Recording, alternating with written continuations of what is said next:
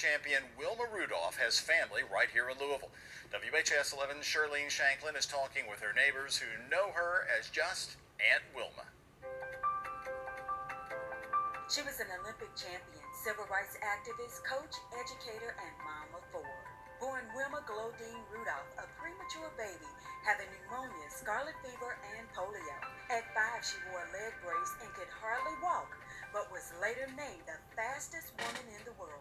She was the first American woman to win 3 gold medals at the Olympic Games back in 1960. Summer Rudolph's family lives right here in Louisville. I am Wilma Rudolph's nephew. Wilma and my dad were brothers and sisters. Larry and Sammy Rudolph tell me that there were 22 children in the family. Wilma was number 20 and their dad was the first son. Rudolph was called the Black Pearl, the Chattanooga Choo Choo. But if you called her by her childhood nickname, you knew the track and basketball star. Skeeter was her nickname. They called her Skeeter because she was so small. Even as a child, she was resilient and turned obstacles into opportunities. She had polio, had to wear the braces, the whole nine. And more or less thought she couldn't walk again. But she proved them all wrong. And when she finally got to be able to walk and could run, she would always race against the boys and would beat the boys. So half the boys would never want to race her because they let a girl beat him. Sammy didn't know that his aunt was an international star until he was in the 4th grade. And I called my dad. I said, Dad, I'm doing a story on Wilma Rudolph. He said, you know who that is? I said, no, sir. He said, that's your aunt. That's my sister. So I went back to school and I was telling everybody that, oh, Wilma Rudolph's my aunt. I was so proud, that I had a famous aunt that was in a book that I was reading in school. Larry says his dad actually kept Wilma's 3 gold medals from the 1960 Olympics in his Louisville home for years. They was hung up in the basement. They was there for years, but to us it was just common knowledge. We didn't pay no attention. Those ain't Wilma's medals. But to this day, I could tell you what happened to them. Sammy tells me that a young Cassius Clay and Wilma were an item after the Olympics. He talks about the time when they showed up at his school in Louisville. And a big limo pulls up outside.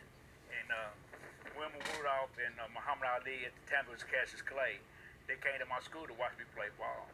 And I was telling everybody, that's my aunt, that's my aunt. Everybody, yeah, you don't know that woman, you don't know that woman. And I said, hey, Wilma, hey, Wilma. She came over and gave me a hug, and I got to shake Muhammad Ali's hand. This week, Wilma would have been 81 years old. She died in 1994 of cancer.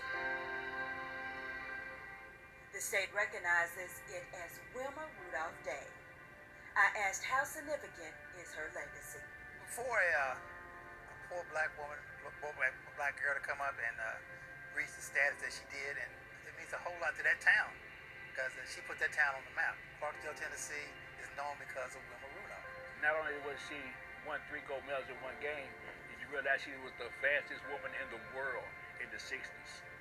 Yes, it's amazing. It's amazing. The fastest woman in the world. Now her name will live forever. For your story, I'm Shirlene Shanklin for WHAS 11 News.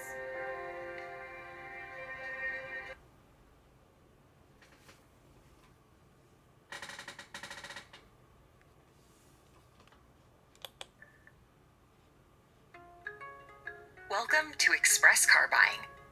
With our Express store, you can search inventory